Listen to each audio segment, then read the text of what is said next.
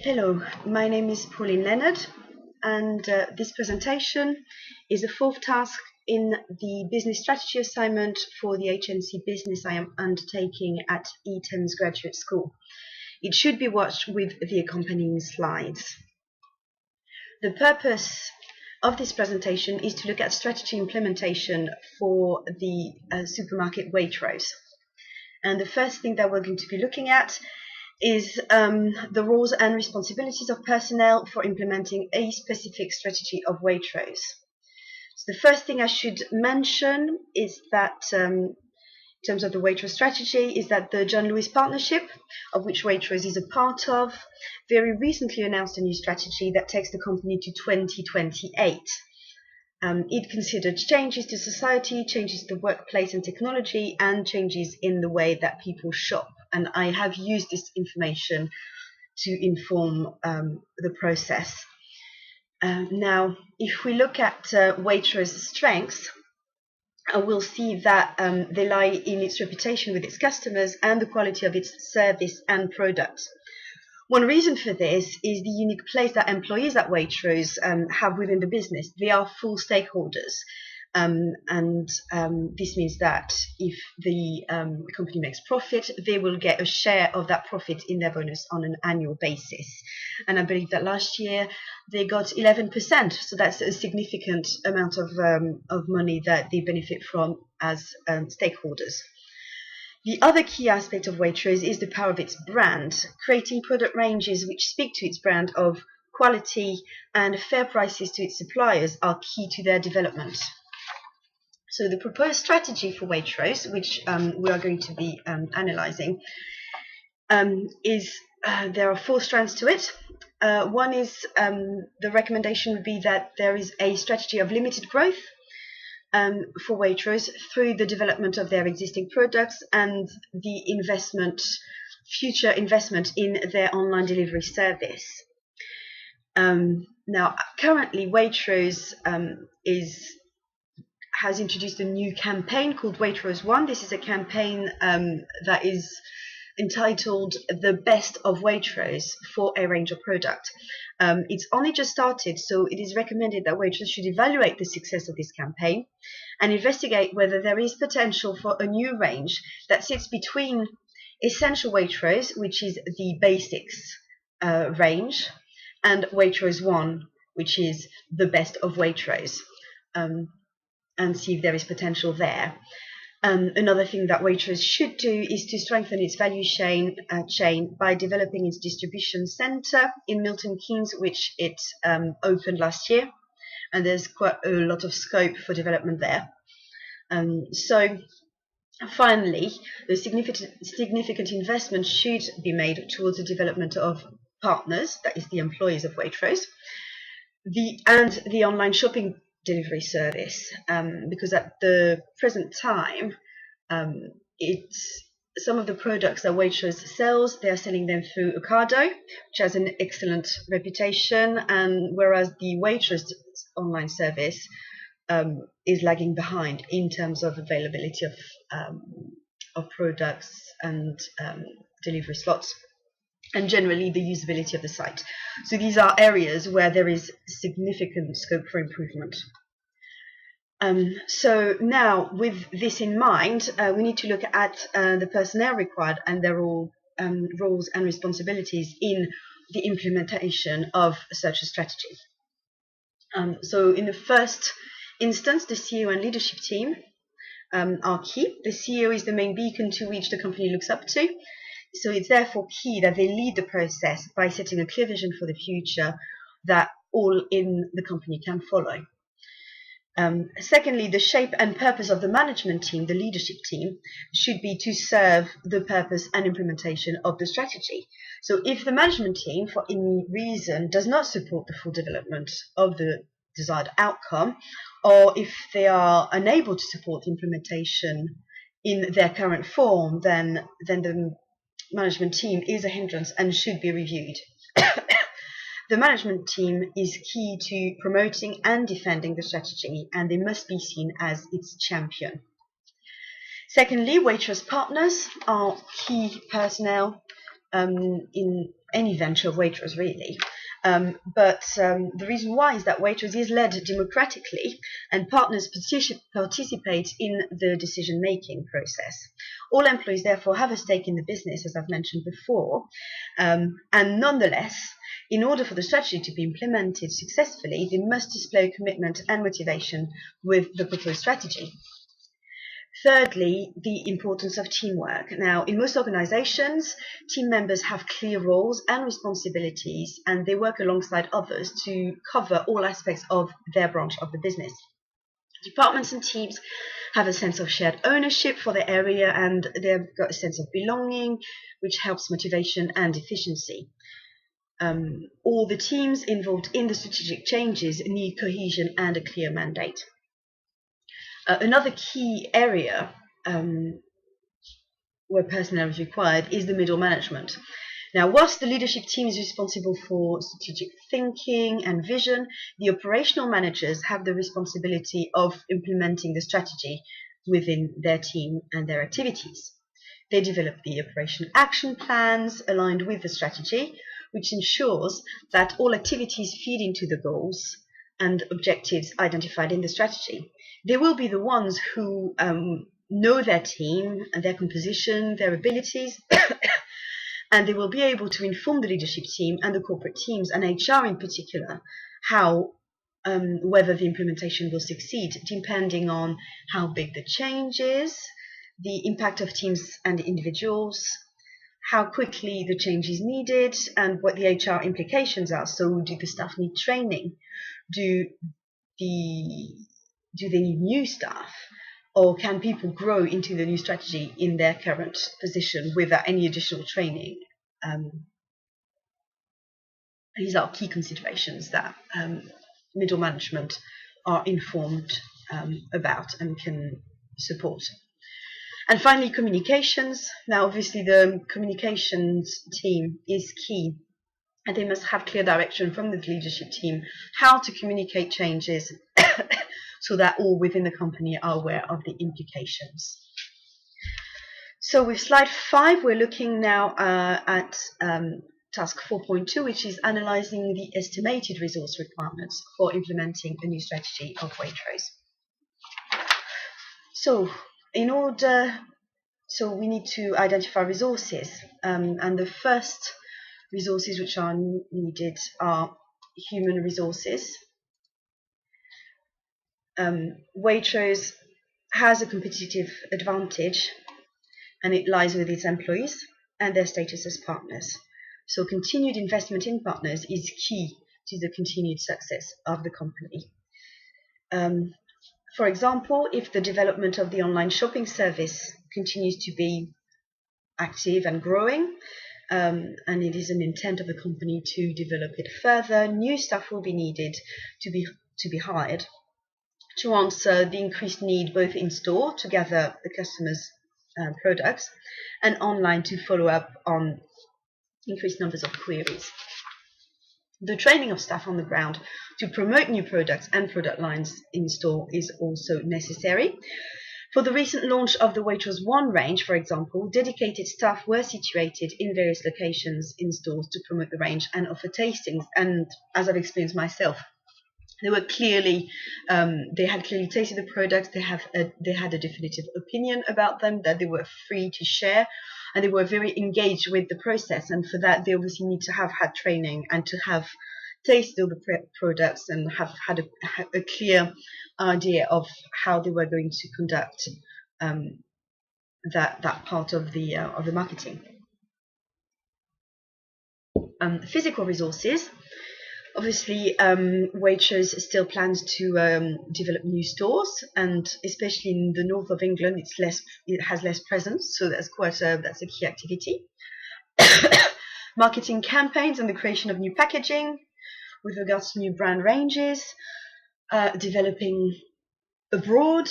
They need distribution centers there, and you need to have obviously an understanding of the language and the culture. So all of these are need new physical resources on the ground, as well as obviously human resources and all that. And the Milton Keynes Distribution Centre I've mentioned before, which was opened last year, there's quite a lot of they've got quite a lot of ideas on how to use the centre. Technological resources, continued development of Quick Check, the self-serving tills, and the online shopping technologies. Now, all of the technologies for these sorts of things are fairly new, especially, I would say, the Quick Check, which is when you scan your products as you go, and then you go into the self-serving tills to pay for your shopping.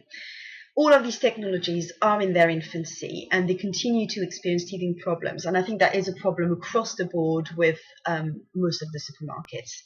And they all require additional staff support. So despite the fact that they've sort of removed the one till, one person, you still need a number of staff to deal with queries for customers, explaining how the system works, and answering queries, especially when it stops working, which happens regularly.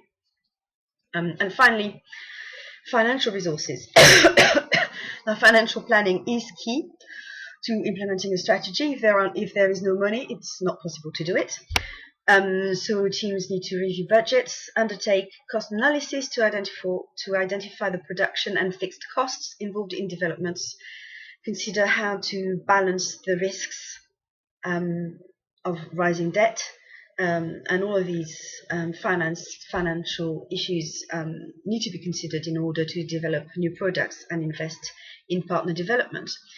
Now, in the John Lewis Partnership 2016, on pages 12 and 13, they do review their progress against the last year and show profit and how money has been used, and they identify in the value chain how the key resources are used, and it is shown that Waitrose has sufficient resources from existing sources to fund the development of the next stage of the strategy.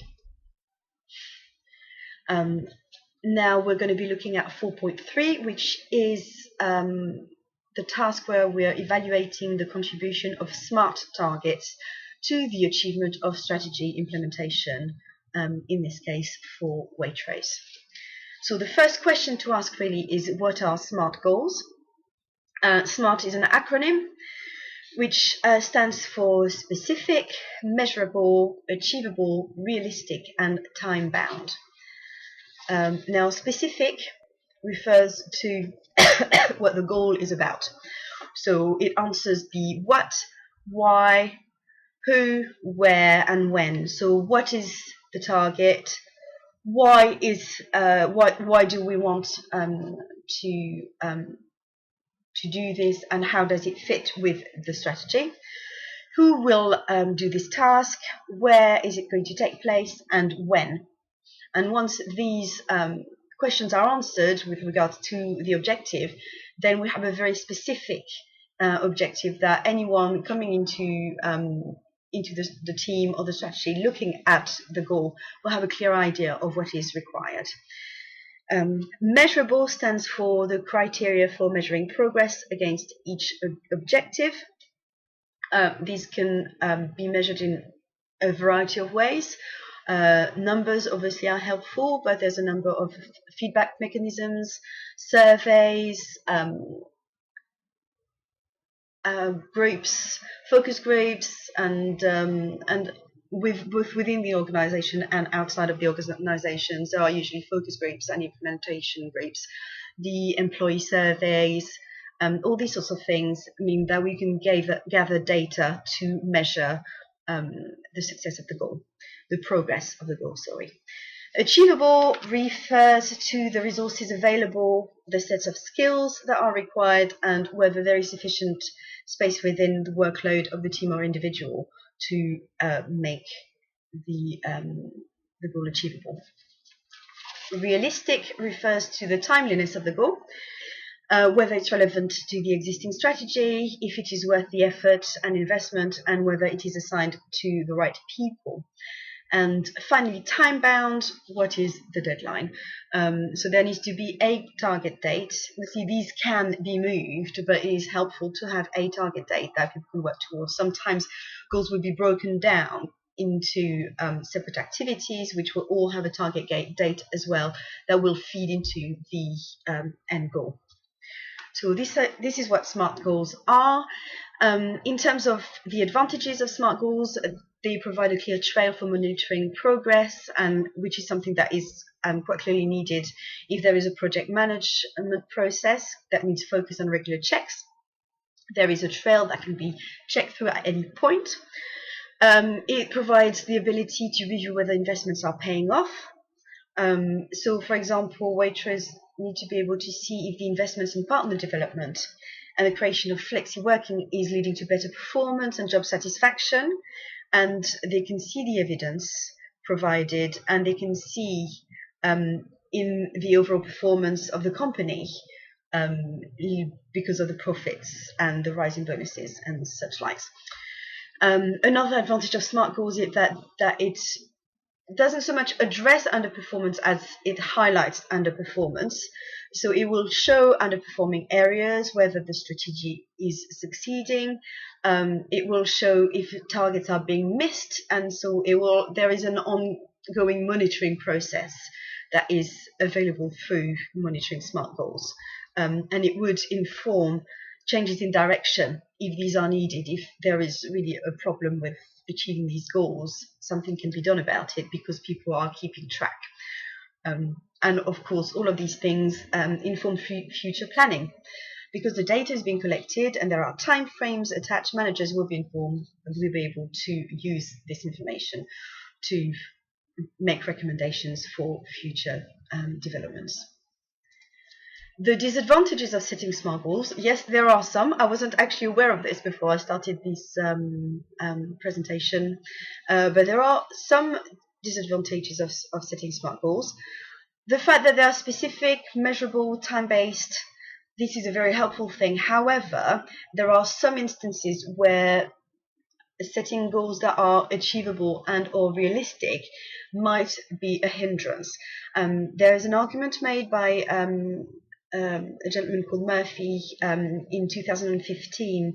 He made the argument in a Forbes article that in order to pursue innovation and generate creativity, setting achievable and realistic goals is not necessarily a good thing. Innovation requires looking outside the box, thinking creatively in ways that are not realistic so that they can push boundaries and create true innovation. And that is what's happened for companies like Apple and like Dyson, which are very much about enabling staff to make mistakes in order to learn and develop and generate new things. So that's a very specific obviously industry that this that this is a hindrance. It's not necessarily the case in grocery shopping. There may be instances where it is a disadvantage. And another thing to note is with goals generally is the loss of opportunity. An inherent aspect of strategic planning and allocating resources to a project means that these resources cannot be used elsewhere. And this is something that needs to be noted, really. So the final question is setting a SMART target useful or not? And I would say yes, but. Yes, because without SMART goals, there is no formal accountability system to assess achievement and success as well as performance. From a corporate and management point of view, SMART goals help companies keep track of their progress. However, there is an alternative to SMART goals, which takes into account the views of that are other than the corporate machine, I would say, of the business. One alternative that's been suggested by a company called NLP is the PECSAW questions, PECSAW,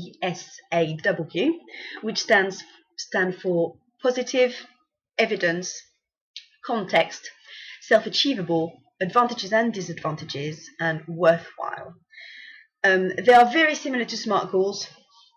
Positives talks about what achievements want to be made from this goal, and we're looking at positive aspects rather than what do we not want and what do we want to avoid. We're looking at the positives. Evidence is how will you know whether it is achieved. That's the measure of success. Context is where and when. So what is success dependent on? The people, the skills. Are there any circumstances where or when we do not want the goal to be achieved? And I'm thinking particularly about in the case that it clashes with other requirements of a business, if there are timelines and timeframes within a year where actually achieving that goal will not be helpful. So these things are considered as well. Self-achievable relates to the resources that are needed. Can the target be achieved with the existing resources, or do we need additional ones? We are talking about staff, financial resources, and equipment. Now, is the achievement of the goal dependent on other people or just the person who has been set? Is there a chain of people? Is it just one team? Is there more than one team? How does that work? The advantages and disadvantages, we are looking at the pros and cons of achieving the goal. Basically, what do we lose out on by achieving this goal? What do we gain? And worthwhile, which is really the key question as far as I'm concerned, is it worth doing in the first place? And we are asking the motivation question, which is really about personal sense of achievement and job satisfaction. And I would say this is the one thing where SMART targets are not particularly helpful with, because personal sense of achievement and the job satisfaction of an employee is different to the process of ticking boxes in a SMART target. At the personal human level, tracking progress alone is not sufficient for feeling a sense of achievement. Employees do not feel job satisfaction purely from having completed the goal. The process, the progress within this context is key. In order to achieve this, they need to feel a part of a greater purpose, enjoy good relationships with the co-workers and managers, and have a certain level of autonomy within the definition of their role. So SMART targets are absolutely useful, but they do not cover all areas that are of importance in this area. So in conclusion, I would say that in order to implement its strategy, Waitrose needs key people and processes in place. Its CEO, leadership team, partners and managers need to be united in purpose and aided by an organizational structure that facilitates dialogue and engagement. We've identified that this is the case for Waitrose, that it has existing systems, people and finances that support the implementation of a new strategy. Waitrose uses SMART targets to monitor progress against a strategic plan. However, we've noted that SMART targets have got some limitations that can be resolved to ensure that staff motivation and future plans follow an upward pattern. And for the case of Waitrose, because partners are also stakeholders, they have a whole democratic system to engage with their partners in groups and in the decision process, which leads to more job satisfaction.